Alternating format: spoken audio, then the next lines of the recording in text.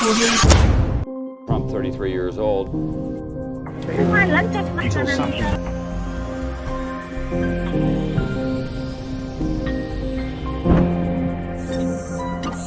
बिस्मिल्लाहिर्रहमानिर्रहीम। आज मैं बात करूंगा कि खुशियाँ कितनी किस्म की होती हैं। नॉर्मली आप वैसे लोगों से बात करें और उनसे पूछें कि खुशी क्या चीज़ है, क्या आप खुश हैं, तो वो अक्सर लोग आपको ये जवाब देंगे, हाँ जी बहुत खुश हैं, बच्चे हैं, काम अच्छा चल रहा है, बस यही आपको जनरल सा जवाब मिलेगा। लेकिन अगर आप उनसे वैसे पूछें कि आप खुशी क्या चीज़ है, तो वो सोच में पड़ जाएंगे। वो सोचेंगे कि अब खुशी अब क्या चीज़ है, अपने आप से सवाल करेंगे। ये बहुत सादा सवाल भी है और बहुत पेचीदा भी है। तो आज मैं बात करूंगा कि खुशियाँ कितनी किस्म की होती हैं। देखा जाए तो आप खुशियाँ को आप कई चीज़ों में गिन सकते हैं, लेकिन इनको सिंप्लीफाई करने के लिए मैं कहूँगा खुशियाँ 3 किस्म की होती हैं। नंबर वन खुशी वो है जो आप अपनी फैमिली को देख के मिलती है, जो आप अपनी फैमिली जिसमें आपके माँ बाप, बहन भाई, बच्चे, बीवी वगैरह, अगर वो किसी बात पे खुश होते हैं, अगर आप उनके लिए कोई काम करते हैं, आप मेहनत करते हैं, उनके लिए कोई चीज़ बाय करते हैं, अगर आपके बच्चे जो हैं वो स्कूल में, कॉलेज में, यूनिवर्सिटी में कोई अच्छा मकाम हासिल करते हैं, अच्छा रिजल्ट लेकर आते हैं या कहीं पहुंचते हैं, तो एक अंदर में खुशी महसूस होती है। इसी तरह बहन भाई, वालदैन जो होते हैं आपके, आप जब उनके लिए कुछ करते हैं, वो खुश होते हैं, तो आपको अंदर से एक तस्कीन मिलती है। एक तो खुशी वो होती है जो अपनी फैमिली को देख के मिलती है। फैमिली से मुराद जो इमीडिएट फैमिली होती है, जिस तरह वालदैन हो गए, जो मैंने पहले बता चुका हूँ। तो ये नंबर वन खुशी है जो आपको मिलती है।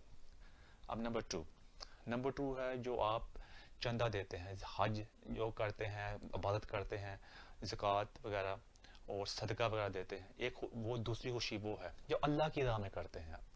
अगर आप किसी फ़कीर को पैसे देते हैं, जैसे एक गरीब बंदा है, अब वो एक आम बंदा है जिसकी थोड़ी सी पे आती है, वो थोड़े से पैसे दे देता है गरीब को, वो इतने में अपने अंदर एक खुशी महसूस कर रहा होता है।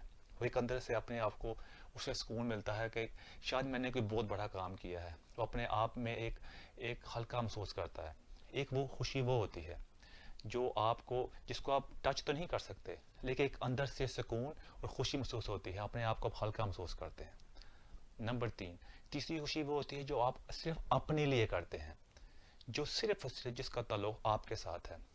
जो देखा गया है कि हमारे माशरे में ये तीसरी खुशी की कमी है, जिसकी वजह से अक्सर हमारे कई लोग बहुत जल्द ही, जिसमें 40 से लेकर आगे डिफरेंट किस्म की बीमारियों का शिकार हो जाते हैं।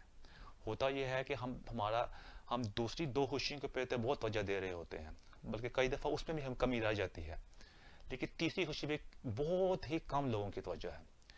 हालांकि तीसरी खुशी का ताल्लुक दूसरे के साथ भी है। अगर तीसरी खुशी होगी तो बाकी दो खुशियों को भी अच्छे तरीके से अंजाम दे सकते हैं, कई चीज़ों से बच सकते हैं। तीसरी खुशी जो है जो आप अपने लिए इन्वेस्टमेंट करते हैं, जिसमें आपने आगे मिसाल देके कहता हूँ आपको, आपने न्यूज़ में खबरों में तो देखा ही होगा कितने अमीर लोग हैं। होता यह है कि बहुत ज़्यादा बिलियनियर या मिलियनियर है, ज़िंदगी किसी मुकाम पर आके उनकी अपनी वाइफ के साथ या किसी के साथ डिवोर्स हो जाती है, और वो अपनी डिवोर्स पे अपनी जायदाद का आधा हिस्सा देने के लिए भी तैयार हो जाते हैं। अब जिस तरह अमेज़ॉन के बॉस की बहुत एक्सपेंसिव डिवोर्स हुई है, क्या वजह है? इतना कुछ पैसा होने के बावजूद उसके पास वैसे ही खुशी होनी चाहिए, लेकिन नहीं, अंदर का सुकून, खुशी नहीं होती। उसे पता होता है कि ज़िंदगी में मेरे पास सिर्फ एक ही चांस है, दूसरा चांस नहीं आएगा। तो उसके लिए वो अपनी तरफ से तो पहली वाली खुशी तो कर ही रहा होता है, जैसे कि अपनी बीवी के लिए, बच्चों के लिए सब कुछ कर रहा होता है। ये लोग चैरिटी भी बहुत करते हैं।